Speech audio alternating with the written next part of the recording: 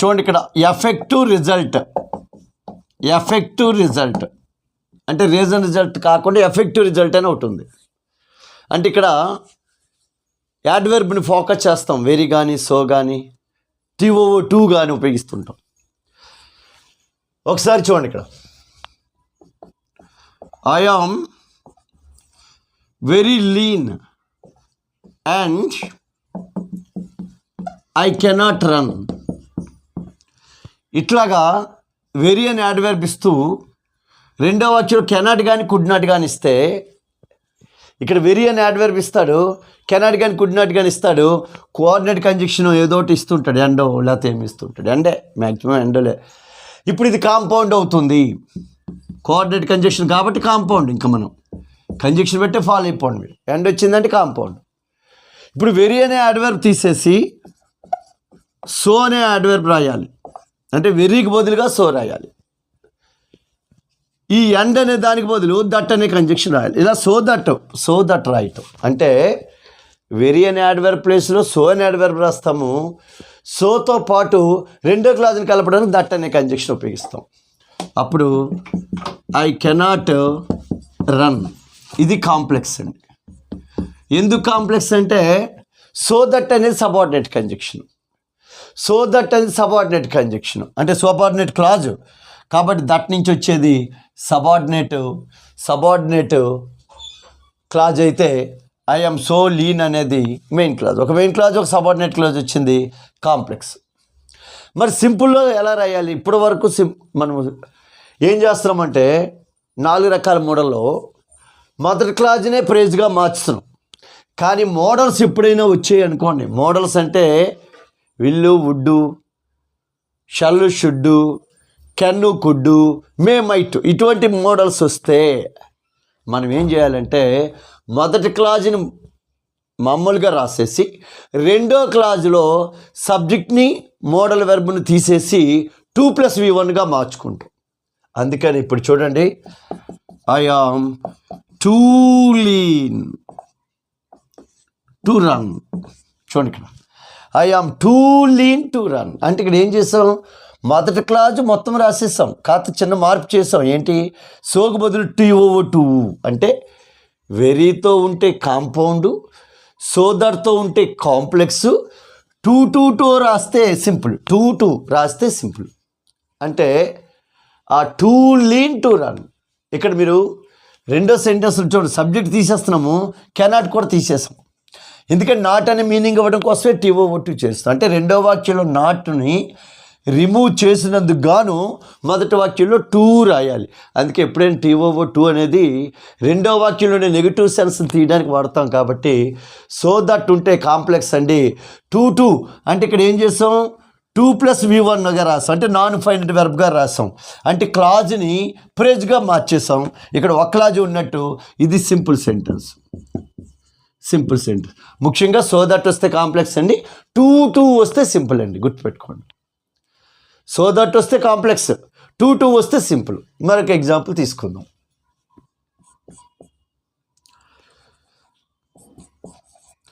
The box is very heavy. The box is very heavy. I cannot carry it. I cannot carry it. మధ్యలో అందిస్తాడు, ఇది కాంపౌండ్గా తీసుకోవాలి. Very అనేది adverb ఇస్తాడు, ఎక్కువ చెప్పాను. The box is very heavy, I cannot carry it. అటువంటిప్పుడు ఎలా రాయాలి చూడండి, the box is too heavy, ముందు సో దట్లా రాస్తున్నాం, so heavy that, so that రాయాలి. సో ఎలా రాయాలంటే వెరీకి బదులుగా సో రాయాలి, రెండు వాక్యాలు కలపడానికి దట్ రాయాలి. దట్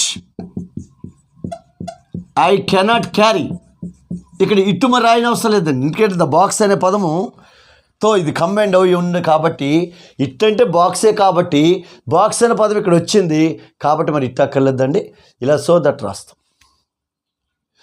అయితే ఇక్కడ సో దట్ రాసేటప్పుడు మొదటి వాక్యంలో ద బాక్స్ ఉంది, రెండో వాక్యంలో అయ్యి ఉంది, సబ్జెక్టులు మారాయి. ఇప్పుడు రెండో వాక్యంలో మనము ప్రేజ్గా మార్చేటప్పుడు సబ్జెక్టు వదిలేస్తున్నాం, సబ్జెక్టులు ఒకలాగా ఉంటాయి. కానీ సబ్జెక్టులు మారితే మాత్రం సబ్జెక్ట్ రాయాలి, కెనాట్ తీసి టు పెట్టుకుంటాం. అందుకే ఇప్పుడు చూడండి అలా రాస్తాం, the box is too heavy. చూడండి సో దట్ ఉంటే టూలో రాయాలి, టూ హెవీ ఫర్ మీ, ఎందుకంటే సబ్జెక్ట్ మారింది కానీ సబ్జెక్ట్ వదిలేయకూడదు, ఐకి బదులు మీ రాయాలి. ఫర్ మీ కెనాట్ తీసేస్తామండి, అంటే ఐ కెనాట్ బదులు ఐ కెనాట్ తీసేసి టు క్యారీ. చూడండి ఇక్కడ టూ రాస్తాం, టూ సో దట్ వచ్చినప్పుడు too. So that complex, too simple, గుర్తుపెట్టుకోండి. So that complex, too simple. ఇవి ఎఫెక్ట్ రిజల్ట్ సెంటెన్స్లు. మొత్తం ఇప్పటికి 5 మోడల్స్. లాస్ట్ మోడల్కి వచ్చాం. ఇప్పుడు ఈ లాస్ట్ మోడల్ ఏంటంటే కండిషన్ తెలియచేసే వాక్యాలు. లాస్ట్ అమ్మ కండిషనల్ సెంటెన్సెస్, కండిషనల్ వాక్యాలు గుర్తుపెట్టుకోండి. ఈ కండిషనల్ వాక్యాల్లో ఎలా ఉంటుందంటే మిడిల్లో దెన్ కానీ, దెన్ ఓన్లీ కానీ, ఆర్ కానీ, అదర్వైజ్ కానీ ఇలాంటి కోఆర్డినేట్ కంజంక్షన్ ఉంటాయి. దెన్ ఓన్లీ, ఆరు, అదర్వైజ్ వంటి కోఆర్డినేట్ కంజంక్షన్ ఉంటాయి. వి మస్ట్ వర్క్ హార్డ్, చూడండి, and then or then only,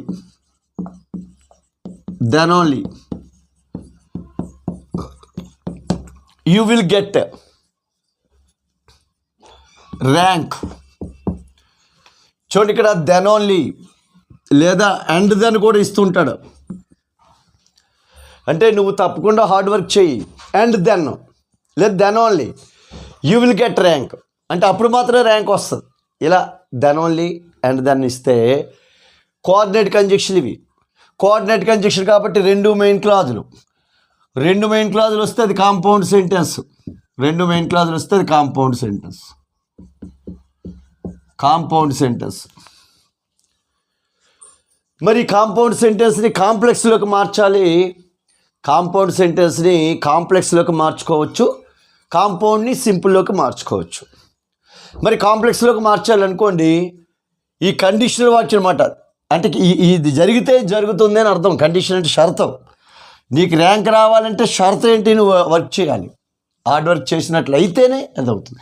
అందుకే దెన్ ఓన్లీ అండ్ దెన్ ఇచ్చానుకోండి, ఇఫ్తో రాయాలి. అంటే ఇఫ్ యూ, ఇక్కడ వీ కాకుండా యూ తీసుకుందామా. ఇఫ్ యూ అయితే మన ఇఫ్ క్లాజ్ రాసేటప్పుడు సింపుల్ ప్రెజెంట్ ఉపయోగించాలి. అందువల్ల ఇక్కడ మస్ట్ ఇచ్చినా, షుడ్ ఇచ్చినా అదేంటంటే ప్రామినెన్స్ని చెప్తుంది, కండిషన్ యొక్క ప్రామినెన్స్ని చెప్తుంది. కాబట్టి మన ఇఫ్తో కానీ అన్లెస్తో కానీ రాసేటప్పుడు ఆ మస్ట్, షుడ్ వంటి ఆబ్లిగేషన్స్ తీసేసి రాయాలి. ఇఫ్ యూ వర్క్ హార్డ్ అంటే సింపుల్ ప్రెజెంట్ వచ్చినట్టు రాయాలి.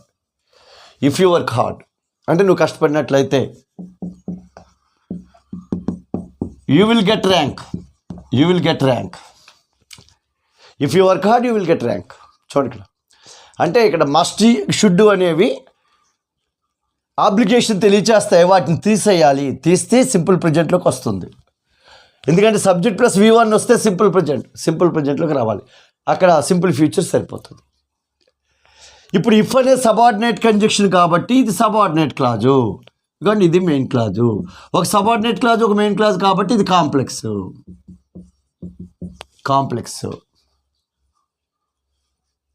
ఇంకా సింపుల్ సెంటెన్స్లోకి వెళ్తాం. సింపుల్ సెంటెన్స్లోకి వెళితే దీన్ని ఎట్లాగా రాయాలి? ఇన్ కేస్ ఆఫ్, చూడండి ఇక్కడ preposition in case of use చేయాలమ్మా. In case of working hard, చూడండి ఇక్కడ, అంటే ఎప్పటిలాగే సింపుల్ సెంటెన్స్ అంటే సబ్జెక్ట్ తీసేయాలి, ఏ వెర్బ్ ఉంటే ఆ వెర్బ్కి ఇంక్ ఫామ్ చేర్చుకోవాలి. In case of working hard you will get rank. చూడండి, అది మెయిన్ క్లాజ్ అండి, ఇది ప్రేజ్. కాబట్టి ఇది సింపుల్ సెంటెన్స్ అవుతుంది. ఇది సింపుల్ సెంటెన్స్ అవుతుంది. In case of working hard you will get rank. In case of working hard you will get rank. లేదు, ఇంకొకలాగా కూడా రాయించండి సింపుల్ సెంటెన్స్ ఇక్కడ. ఎందుకంటే రెండో వాక్యంలో మోడల్స్ ఉంటే టు ఇన్ఫినిటీతో రాయించని చెప్పాము. అలాంటప్పుడు మొదటి క్లాజ్ మొత్తం రాసేయాలి. అంటే ఒక మెయిన్ క్లాజ్ని యాజ్ ఇట్ ఈజ్గా రాసేస్తాం. You must work hard. You must work hard. ఇప్పుడు రెండో వాక్యం యూ విల్ తీసేస్తాం. To get rank or in order to get rank. To get rank లేదా in order to get rank. అంటే మొదటి క్లాజ్ మొత్తం రాసేసి రెండో క్లాజ్ని ప్రేజ్గా మార్చుకోవచ్చు. అలా రెండో క్లాజ్ని ప్రేజ్గా మార్చాలంటే 2+V1 యూజ్ చేయాలి. అది ఎప్పుడు జరుగుతుందంటే మోడల్స్ ఉన్నప్పుడే జరుగుతుంది. మోడల్ వెర్బులు ఉన్నప్పుడే, విల్లు, వుడ్, షెల్, షుడ్ లాంటివి ఉన్నప్పుడే జరుగుతుంది. అటువంటప్పుడే మోడల్స్ మనకి జరుగుతాయి. కాబట్టి విల్ గెట్ అక్కడ గమనించండి. విల్ గెట్ నీకు బదులుగా విల్లు, కెన్, గెట్కు బదులుగా 2+V1 యూజ్ చేసుకుంటాం. అదే ఇప్పుడు చూడండి, 6 అదర్వైజ్ ఇస్తాడు. ఒక example, you should come fast. నువ్వు తొందరగా రా. Or you will miss the train.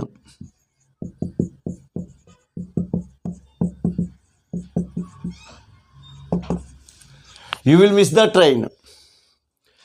ఇక్కడ ఆర్ లేదా అదర్వైజ్. 6 అదర్వైజ్ గుర్తుపెట్టుకోండి. 6 అదర్వైజ్ వస్తే ఇవి కోఆర్డినేట్ కంజంక్షన్. 6 అన్న అదర్వైజ్ అన్న. కాబట్టి ఇది compound.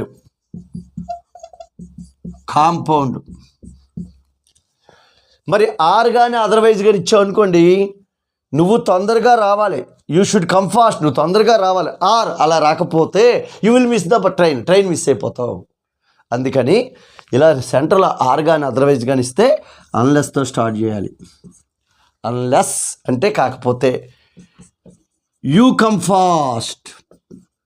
Unless you come fast అంటే ఇక్కడ అన్లెస్ రాసినా ఇఫ్ రాసినా సింపుల్ ప్రెజెంట్ వచ్చేటట్టు చూసుకోవాలి. Unless you come fast. Unless అంటే కాకపోతే, నువ్వు తొందరగా రాకపోతే. చూడండి, you will miss the train అంటే ఇప్పుడు you will miss the train main clause అండి. అన్లెస్ అనేది సబార్డినేట్ కంజంక్షన్ కాబట్టి సబార్డినేట్ క్లాజ్ అండి. ఒక సబార్డినేట్ క్లాజ్, ఒక మెయిన్ క్లాజ్ కాబట్టి ఇది కాంప్లెక్స్ అండి.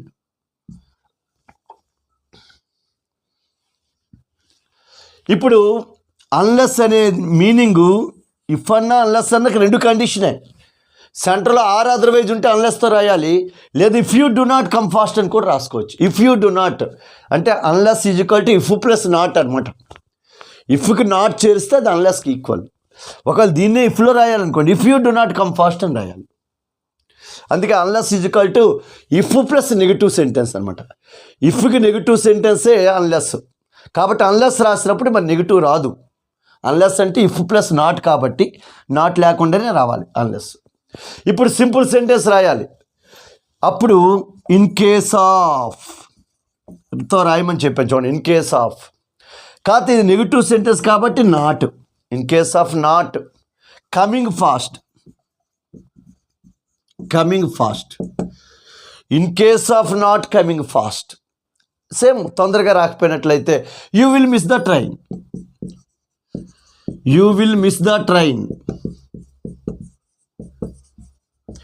చూడండి, you will miss the train అనేది మెయిన్ క్లాజ్ అండి.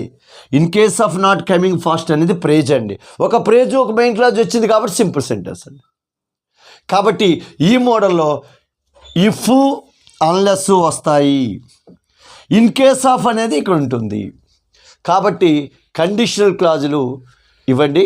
మొత్తంగా ఈ 6 మోడల్ మనం గమనిస్తే సింపుల్ కాంపౌండ్ కాంప్లెక్స్ మార్చమన్నా కూడా మనకి ఇది హెల్ప్ అవుతుంది. సింపుల్ కాంపౌండ్ కాంప్లెక్స్ మార్చడానికి కూడా హెల్ప్ అవుతుందండి. ఓకేనండి. ఇప్పుడు ఈ 6 మోడల్ని ఒక టేబుల్ వారీగా ఒకసారి చూస్తే కాంపిటేటివ్ ఎగ్జామ్లో ఆ టేబుల్ బట్టి ఆ కంజక్షన్ బట్టి ఏది కాంపౌండ్, ఏది కాంప్లెక్స్, ఏది సింపుల్ ఇంకా ఈజీగా ఐడెంటిఫై చేయొచ్చు, ట్రాన్స్ఫర్మేషన్ కూడా చేయొచ్చు. మరి ఆ టేబుల్ ఏంటో చూద్దాం. ఓకేనమ్మా, ఇప్పుడు ఈ కాంపౌండ్ కాంప్లెక్స్ సెంటెన్స్ని మార్పు చేయడానికైనా గుర్తుపెట్టుకోవడానికైనా టేబుల్ మీకు చాలా ఈజీగా హెల్ప్ చేస్తుంది. చూడండి, కంజక్షన్ గుర్తుపెట్టుకొని చాలు. బట్ ఎట్ స్టిల్ వస్తే కాంపౌండ్, దో ఆల్దో వస్తే కాంప్లెక్స్, ఇన్స్పైట్ ఆఫ్ డిస్పైట్ వస్తే సింపుల్, సో దేర్ ఫోర్ వస్తే కాంపౌండ్, యాజు సిన్స్ బికాజ్ వస్తే complex, on account of because of due to ఓయింగ్ to వస్తే సింపుల్, ఎండ్ దెన్ వస్తే కాంపౌండ్, వెన్ ఆఫ్టర్ బిఫోర్ వస్తే complex, immediately after కానీ on plus inform వస్తే simple. అలాగే and, both and, not only but also, as well as వస్తే compound, వీటి complex ఉండదని కూడా చెప్పాను. బిసైడ్స్, అపార్ట్ ఫ్రమ్ వస్తే సింపుల్. అలాగే దెన్ ఓన్లీ వస్తే చూడండి, దెన్ ఓన్లీ దెన్ వస్తే కాంపౌండ్, ఇఫ్ అన్లెస్తో వస్తే కాంప్లెక్స్, ఇన్ కేస్ ఆఫ్తో ఇంఫాము, లేదా మొదటి క్లాజ్ వచ్చి క్లాజ్ 1 అంటే చూడండి ఫస్ట్ క్లాజ్ వచ్చి 2+v1 రాయొచ్చు, లేదా ఇన్ ఆర్డర్ 2+v1 రాయొచ్చు. సింపుల్లోకి వచ్చినప్పుడు సో దట్ వస్తే కాంప్లెక్స్, 2 వస్తే సింపుల్ అంటే 2+2v1. మీరు ఇక్కడ గమనించండి, సింపుల్ సెంటెన్స్లో వచ్చేవి ఈ ప్రిపోజిషన్స్ తర్వాత అయితే ఇంఫార్మ్స్ లేదా 2+v1 ఉంటాయి. ఎందుకంటే నాన్ ఫైనైట్ వెర్బ్స్గా రాయాలి కాబట్టి ఈ టేబుల్ ప్రకారంగా మనము 4 ఆప్షన్లు ఈజీగా గుర్తుపెట్టేసుకోవచ్చు. చూడండి జాగ్రత్తగా.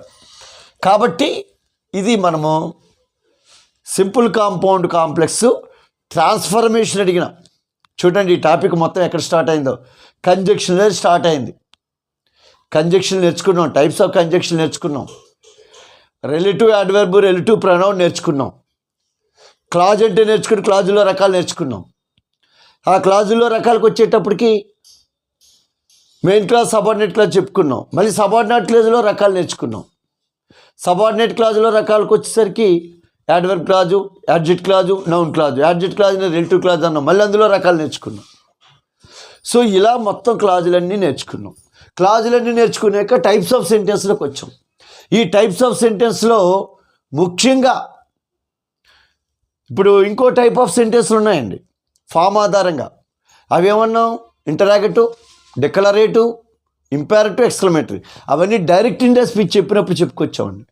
డైరెక్ట్ ఇండైరెక్ట్ స్పీచ్ చెప్పినప్పుడు 4 రకాల సెంటెన్స్లు చెప్పాం. కాబట్టి అవి వేరేగా మన ఇక్కడ అవసరం లేదండి. అంటే డిక్లరేటివ్ అంటే సబ్జెక్ట్తో స్టార్ట్ అవుతాయి, ఫుల్ స్టాప్తో ఎండ్ అవుతాయి. ఇంటరాక్టివ్ అంటే హెల్పింగ్ వెర్బ్తో లేదా డబ్ల్యూహెచ్ వర్డ్తో స్టార్ట్ అవుతాయి, క్వశ్చన్ మార్క్తో ఎండ్ అవుతాయి. ఇంపారేటివ్ అంటే వెర్బ్ 1తో కానీ, డోంట్తో కానీ, ప్లీజ్తో కానీ, లెట్తో కానీ స్టార్ట్ అవుతాయి, ఫుల్ స్టాప్తో ఎండ్ అవుతాయి. ఎక్స్క్లమేటరీ సెంటెన్స్లు అంటే ఎమోషన్ తెలియజేస్తే ఆశ్చర్యార్థకంతో ఎండ్ అవుతాయి. కాబట్టి అక్కడ టైప్స్ ఆఫ్ సెంటెన్స్ 4 రకాలు, ఇక్కడ టైప్స్ ఆఫ్ సెంటెన్స్ 3 రకాలు. ఇక్కడ కాంపౌండ్, కాంప్లెక్స్, సింపుల్. అయితే ఇక్కడ మనకి మార్చమని అడుగుతాడు, అది గుర్తుపెట్టుకోండి. మార్చమని అడిగినప్పుడు మాత్రం ఈ టేబుల్ బాగా హెల్ప్ అవుతుంది. ఈ టేబుల్ ప్రకారంగా ఎగ్జామ్లు ఈజీగా మనం మార్చవచ్చు. దీంతో ఈ లెంతీ టాపిక్ కంప్లీట్ అయిపోయినట్టే. ఇంకో టాపిక్తో కలుసుకుందాం.